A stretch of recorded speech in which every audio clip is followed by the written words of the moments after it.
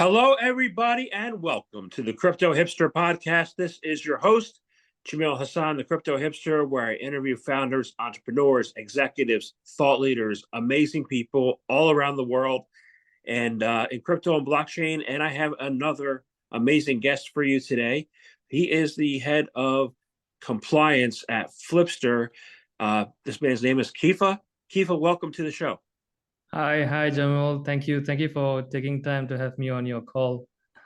You're very welcome. It's a pleasure to be here, for you to be here, and pleasure for me too. So let's kick things off, and I start out with the same question with everybody: is what is your background, and is it a logical background for what you're doing now? That's a very interesting question the second part of it, right? When you say it's logical. I mean, I started my career off as a senior investigation officer with the police force. More particularly, I was with the Financial Intelligence Unit in Singapore here. That's where, I learned everything about compliance, about financial crime, yada, yada, everything else, right? And from then on, I moved on to traditional finance, a few banks, Stanchart, RBS, UBP, before I took the leap of faith to join the crypto industry. My very first formal job was as a chief of compliance for Bitstamp. We were trying to get the license in Singapore with the MAS. And once we were successful in that, I moved ahead and I joined Flipster. And I'm trying to do something similar for them as well.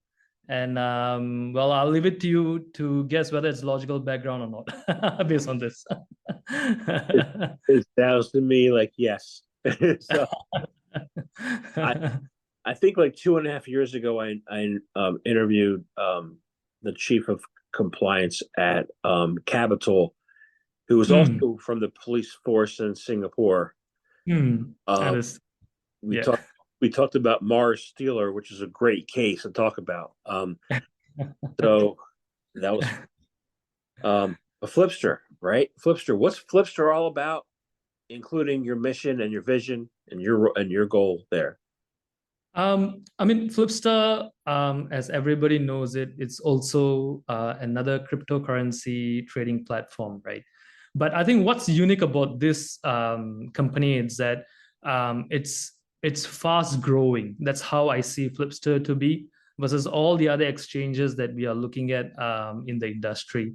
It is something that is trying to go larger beyond its size of volume, beyond its size of operations, the type of liquidity that it is offering to its clients, the rapid execution, the smooth trading experience that is always gunning for, right?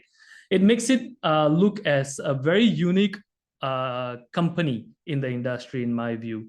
And by far and large, I think this is something that is going to grow very much within the industry. It's going to be around, I would say. It was founded in 2021, and until today, we have millions of users across 180 countries, right? And we have approximately $20 billion in monthly trading volume. And that's huge, actually, I think, coming to think that it's just about 2 years that these guys are, pretty much in the market. So, if you're going to ask me what's in store for the future, I would say that Flipster is going very much regulatory and compliant pathway. We are trying to explore more spaces, more jurisdictions where we can actually operate with the proper license and registration. I think that is one of the core element in the founder's mind and the manager's mind at the moment. And I'm really happy to be part of this journey right now because I think I can help them achieve that somewhat with whatever sort of experience I have. Yeah. Okay. My podcast is in 111 countries. Challenged with some of the other ones, right? You're in 180, which obviously you're trying to get to everyone. So what are some of the challenges to get into the final ones that 20 or so that you haven't been able to get to yet, and why is it a challenge? I mean, like I said, right? So for a very long time, I think we were just concentrated based on a single license or registration. So that is not the sort of approach or strategy that is not just for Flipster, but any other exchanges outside. They are slowly discovering that if you want to reach out to the mass, to the Europe side, to the Asia, to the Americas, you gotta have a foothold in all those areas and countries, right? And that only begins with having proper registration and licensing. And when you do that, you gain the trust of your users, you gain the trust of your consumers, and automatically, I think you will start to have a increased number of users signing up with your uh, cryptocurrency exchange. And that's the sort of strategy that Flipster is going for at the moment. We want to do it right. We want to do it in a compliant way, in a regulated way, and we want to have a trusted, long-lasting relationship with our clients. And that is probably the reason why we are still, left out in those 20 or 30 countries. And sooner or later, we'll get those licenses, I guess. Nice. I'm interested to see what Yep. I'm sure. I'm assuming Myanmar is one, but there are others like like Sudan, South Sudan. I'm sure that might be a challenge, but I'm impressed. So let's talk about something perpetual futures, right? Sure. How can perpetual futures trading be leveraged to navigate market volatility generally? And then I'll ask you a little bit more about today's market environment. Yeah, I mean, see, perpetual futures is future contracts, and it's not a new thing, right? It has been there for very long in the TradFi scene, right? And this is something that is being so-called replicated into the crypto industry. The only difference that I see between this and that is that in crypto, the market is very volatile, right? The prices go up and down in milliseconds, right? So if you could see Bitcoin just did another huge what do you call history in the price. So while and the fact that it's volatile, there's no intrinsic value behind these cryptocurrencies and whatnot, is probably the reason why when it comes to perpetuals or future contracts, there's always this thing about, hey, is this legit? How is this working? What is going to happen to my money? What's the type of risk that I should take and whatnot? At the end of the day, I still believe the fundamentals are the same. The principles are the same. You are going to make based on the price movements, right? Speculation. You're going to speculate on the both sides of the market, up and down. It's just not that because Bitcoin is going down, you're going to lose money. You probably will be able to have a chance to make some profit based on the long and short position you're going to take. So I think the principles are the same, fundamentals is the same.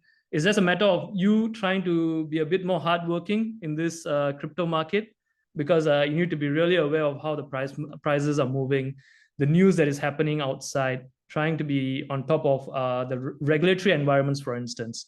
For example, this can I can tell you that if, let's say, tomorrow Hong Kong says something about its regulations towards crypto, that's really going to affect the price. Immediately, it's going to affect the price. And if you're not on top of it, you're going to miss that. And you're going to miss the opportunity to make the profit, or in fact, even suffer a huge loss, right? So I think it's all about agility, being a very agile and savvy investor if you're into crypto, if you're into perpetuals in that sense, and make sure that you know what you're doing. So that's how I see the transactions or trading to be. Yeah. Yeah, Bitcoin was a few days ago it was 99 and now it's 91. Exactly. Right. Solana was 60 and now it's 220. True. True. We got 35% pull downs and over the weekend I'm looking at my portfolio. I'm like, I'm up 10,000 1 minute, 5 minutes later, I'm down 10,000. So how can That's it be used to like reduce volatility? in people's portfolios, right? Correct. I mean, like I said, right? You just need be a bit more hardworking in crypto. It's as simple as that. You can't take chances. You can't, okay, I know I'll take a day break today, I'll take a day off. I think you'll need to be constantly aware of what's happening in the market. One thing, maybe I'm biased towards it because I'm coming from the regulatory point of view. I think whatever the news that your countries' central banks are going to make with regards to the regulations surrounding cryptocurrency, digital assets, is affecting the prices a lot. That I've seen it in the last 2 quarters over here. For example, US was really clamping down a lot on crypto, on ETFs and whatnot. And boom, when Trump is the next president, everything is like, happy, right? So everybody's like, this is the future, Bitcoin is going to be the way forward and blah, blah, blah. So all these things matter a lot. It's just not a matter of, saying how the prices fluctuate from normal market conditions and whatnot. Yep. Awesome. So I want to talk before I get into compliance. I want to talk about that. Right. About retail users being able to use how do they do it, how to use perpetual futures. Before I do that, I just want to name some of the top gainers today and top losers, right? Yep. So top gainers are Big Dog Think, Us Land, Meow, and the top losers are Justice for Peanut and Fred, and Dolos the Bully. I mean, yeah, you could do perpetuals in Bitcoin, but how do you tell retail how to do perpetuals on memes? Or, how do they get involved in perpetuals when they don't know like what they're buying? Exactly right. So this is something that we always discuss back in our office, right? There's always this issue about meme coins. All regulators, all compliance department wants to get rid of them, but at the same time, you can't do that. I think that basically, is the bloodline lifeline of the industry somehow or other. You have the Bitcoin, you have the Ethereum, you have all the Solana and whatnot, but without the meme coin, there is no industry. That's a fact. That's a matter of fact. You can't live without them. But at the same time, you really, really need to be aware of what you're doing. It's back to fundamentals and basics again for investing, right? Know what you're buying. If you know that this is an apple, make sure it's an apple, right? If you know it's an orange, make sure it's an orange. Just because you hear someone post something on Reddit, or someone, you just heard it during a lunch break or something, should not spur you to quickly go and put, I don't know, like 10 lots into that particular meme coin and whatnot, right? So make sure you know what kind of project it is, who are the people behind it, what is the type of news that you have gained, information you've gained about a particular meme project. And that will give you a concerted decision on whether you would want to basically invest in it or not, right? And of course, you start with a demo account, for instance, right? Whether it's a crypto exchange, you want to go for meme or you want to go for Bitcoin. If you're very new, you're a retail user, start with a demo account. Put in a little bit of money if necessary. If not, use all those freebies that exchange is throwing at you. Get a hang of how the whole ecosystem is, how it works, how the market moves for a particular coin, and get attuned with it. That's how you need to do. It can't be a one-day magic. Like, okay, today I start trading, tomorrow I'm a millionaire, or I make $500,000 and whatnot. You need to have the appetite to be able to be a loser in this market.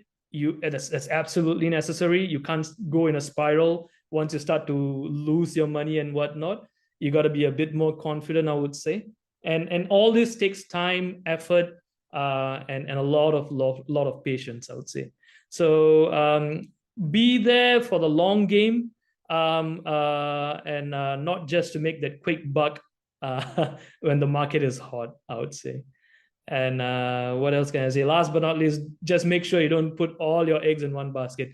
Come on, I mean, if you're going to put in some meme coins, make sure you have some, in a proper Bitcoin or ETH or, something which is very stable to offset any losses that you can see. Yeah, I agree.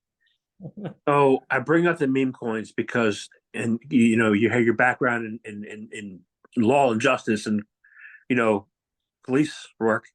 There's something that happened over, and I wasn't fully, tracking what was going on, but there was a pumped up fun, and some really bad things happened over the weekend on pumped up fun. How do we what happened, and how do we prevent that from happening again? Yeah. So, I mean, this is a very good topic that you just brought up, Jamal, because this is something that, we ourselves, thankfully, we've got a very good team, financial engineering team at our end. We have good systems and processes which actually help us to alert such market movements, right? And market manipulation that happens. So at least for an exchange like us, we need to be equipped with such, I would say, automatic and manual processes, right? In order to see if a market manipulation is happening, we gotta stop it at that particular instance. Quickly investigate what is the reason that the market is moving so much, and try to understand what's happening at the background, right?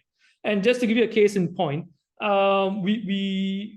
this is just one example. We have caught many like this, where we have a trader who signs up an account with us. He colludes with a lot of other people around him, goes on all this chat rooms and whatnot, and they start to inflate the price, right? And somehow or other, if your systems and processes are sharp, they are good, you'll be able to pick these nuances up. And when we picked him up, we were able to quickly track him to all his friends who he referred through the referral program, and their friends and their friends and their friends. And it came to a point where we investigated, and quickly, within I think a span of 3 hours or 4 hours, we're able to stop their activity, stop their trading, block their accounts, go to them and tell them that, hey, look, we are blocking your account for investigative purposes. And at the end of it all, we found out that they tried to manipulate the whole exchange with a particular meme coin, that is. And we were able to prove that and claw back whatever they tried to make of us.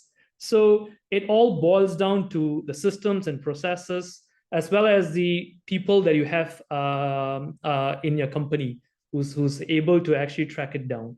And I think Flipster, we are very thankful that in Flipster we have such a solid system, and it's not the first case that we have caught, right? So we have caught a few cases over this last 1 or 2 years, I would say, and we keep learning, we keep improving, and making it a bit more solid at our end when it comes to market manipulation, I would say.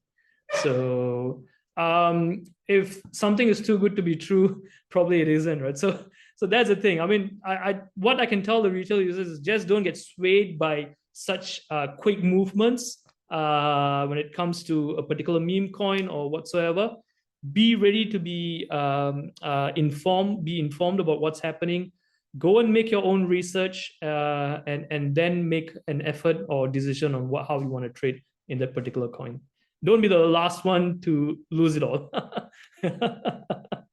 Yeah, I know what that's like.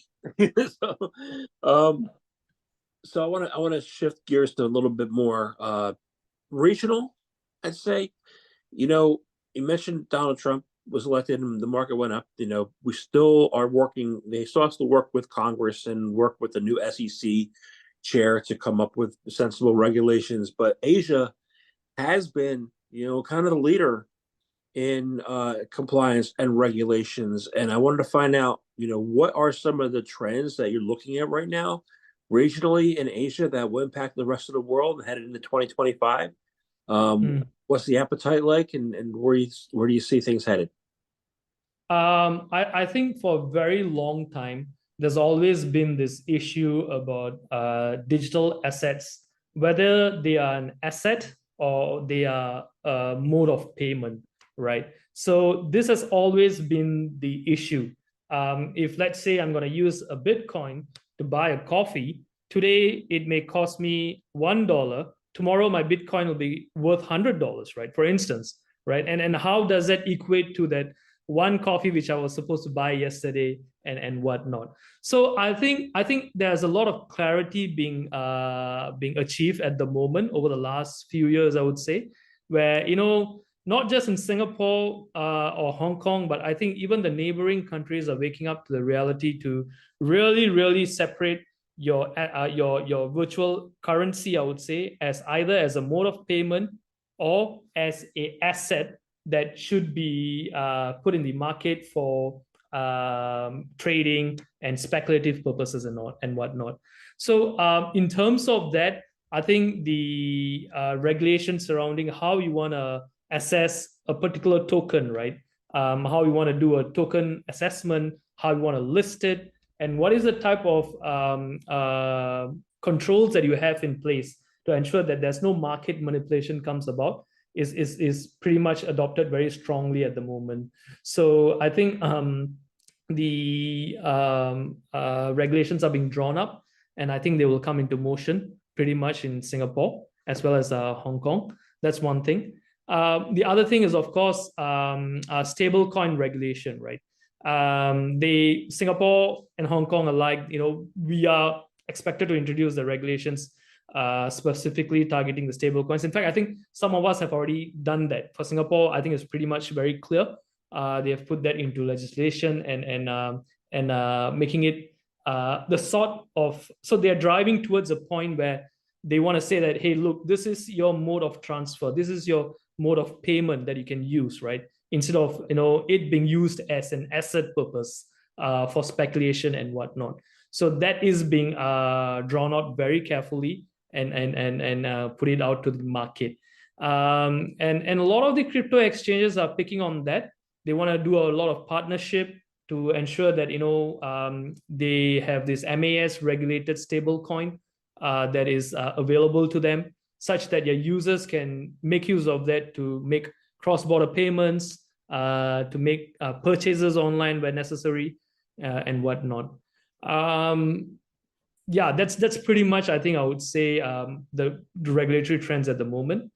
And of course, not to forget, there's also the tokenization of assets. That's also in its infant stage, in my opinion. I think a lot of things needs to be done to make that regulations very clear. This is so okay. So how about South? There was some movement in South Korea as well, right? Seem to be vacillating. That's what I found, right? Changing their mind. Like, what is their outlook? Do you know? I think South Korea.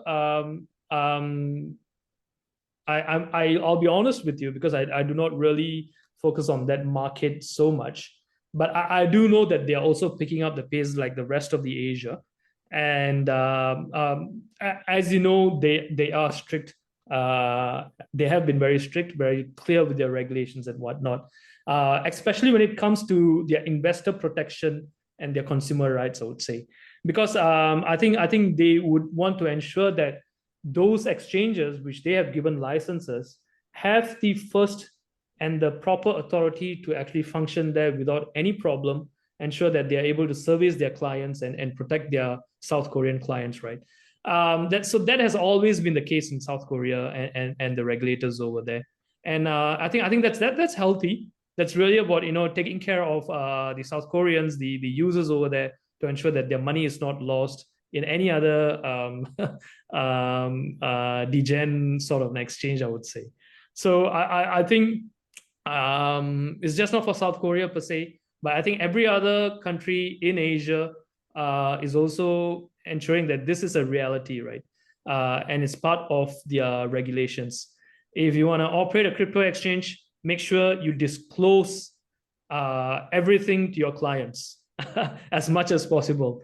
And your clients should be well aware of, simple things like, your proof of reserves, right? Or even to the extent, where is your hot wallet located? Where is your cold wallet located? What's the ratio between that? So those kind of things are being drawn up into regulations in MAS, for instance. So they are very, very clear as to how they would want to allow a cryptocurrency exchange to operate. And I think it's really, really healthy from an exchange point of view, because this type of prescriptive regulations will only make sure that we don't go wrong, or do the wrong things and whatnot. So I'm really happy about it. That such developments are happening in Asia, and we are being the front runner in implementing that. I agree. I always look to Asia to see what you guys are doing and what US should be doing. Something that people don't talk, at least on X and LinkedIn, I haven't yet. Some people talk about is, for the past few years, they say China has banned Bitcoin. China by the miners wonderful. Last week, there was a judge in Shanghai that says cryptocurrency is a commodity and it's fully legal to own it. Right. Everyone's talking about it, but they bringing it back, right? True. So what are you seeing coming out of China that no one's talking about that is going to come back to the market that's going to have a huge impact? So you see, for the very longest time, China was very much had shielded itself away from this industry.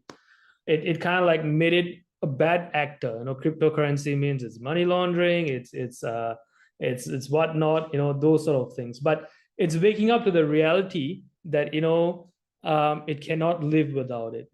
I think everyone will agree that cryptocurrency, Bitcoin, or anything else is here to stay. It's just a matter of trying to make sure the regulation surrounding it is clear, such that your users, your citizens, are not the losers at the end of it all. So I think China had done a wait and see approach, in my opinion, for the very longest time. It has seen how countries such as Singapore, Hong Kong, for instance, or any other Asian countries here have kind of like shaped the regulations towards it. It has looked at how Europe has shaped its regulation towards it, the US, how it has shaped its regulations. And I think it has taken enough time to study and understand what it should allow and what it should not allow, right? And it's coming out to give you a very clear message at the end of it all, right? If it had not done this, and it had dabbled up and down, changed its regulations up and down every now and then, it would have sent a very distorted message to its 1.1 billion citizens in its country. And that's going to cause a lot of chaos, in my opinion, right? So I think it is very clear on how it's seeing these digital assets. And I think it's a way forward for the rest of the world, given that there's a huge population waiting to capitalize on what's going to come in this industry from China. Yeah, that sounds right. When I think of China, I think of one of the famous founders ever in this space. I think of CZ. Yep. He actually tell the names that he's at. And I read it on Twitter or X this morning. He said he was advocating for real blockchain adoption over meme coins. What do you see coming down the pike as far as real adoption? How do we get there? How can you guys help get the next billion retail user, 1.1 billion retail users on board? What do you see the outlook for 2025 as far as the use of real blockchain apps? It's only going to get even more concentrated, I would say. A lot of you see, traditional banks are going to blockchain right now, not just for cryptocurrency per se, but even to set up their own accounting and ledger systems. They are moving to that sort of a decentralized sort of a protocol, right? So it's just not in banks, it's just not in cryptocurrency, but everywhere else, blockchain is going to become a reality. It is something that cannot be erased. In simple words, it can't be erased off the ecosystem, right? And simply for that matter, it is going to become very prevalent. And I think what I see right now is just the infancy stage where people are experimenting. Some fail, some make it very successful in how it is. Let's say I'm giving it another 2 years, given the space of things, to make this thing the mainstream across all industries, not just finance, not just cryptocurrency per se, right? Every other industry is going to adopt it. And if someone doesn't know what blockchain is or how to be part of it, I think that's something that's not going to happen in the next 2 years, in my opinion. So everybody is going to be part of this. Everybody is going to learn how to make use of such a system of the ecosystem and whatnot. So, I mean, why I'm saying this is because when I started to be part of an exchange, and I started to learn how the blocks work and stuff, in my mind, I'm thinking, I mean, how the hell are people going to collude and understand and agree to a particular particular thing, right? Halfway across the world. But it's a reality right now, and everyone's doing it, and it's immutable. And given that, I think this is something that every other industry will adopt, not just finance, I would say. So it will become mainstream. It will become mainstream, and it's not going to be just for the purpose of meme coins. Meme coins may die out very soon. I don't know if proper regulations kick in every jurisdiction by every regulator, especially on the way you want to assess a token and list it. I think meme coins will die out. And if you want to be not a meme coin as a project, if you do not want to be a meme coin, you need to really up your game as to how you structure it in the industry and give it to your users over there. Because sooner or later, people are going to see it as only a speculative tool for them to make that quick money and not something long term for them to invest in. So that's my take. Awesome. I had a conversation on Saturday night with an 84-year-old banker. Wow. He was like, I don't get it. And I walked him through Bitcoin. He's like, right, you don't need it in the US. I was like, right, but how about Venezuela? True. True. Little countries where you can't trust the government ever. Absolutely right. And they are the biggest guys with the biggest reserves, right? Correct me if I'm wrong. Yeah. So yeah. Awesome. Well, I want to thank you very much for talking to me today. I enjoyed speaking with you, and this was good. So Thank you. Welcome. Yeah. I have one last question. Please. How can people find out more information about you, about Flipster? How can they become customers or clients? How can they use the platform? How can they follow you? How can they do any of that? Yeah. So we are available in all app stores on the internet. Just download flipster.io, and then you can just sign up from anywhere across the world. For me, that's how easy it is for you guys to access us. More information on us, on what we are doing, please do follow us on LinkedIn, on Insta, and on Twitter. Sorry, it's X right now. So, yeah. So yeah. So yep, that's how it is. Awesome. Thank you very much for your time today. Thank you, Jamil. Thank you.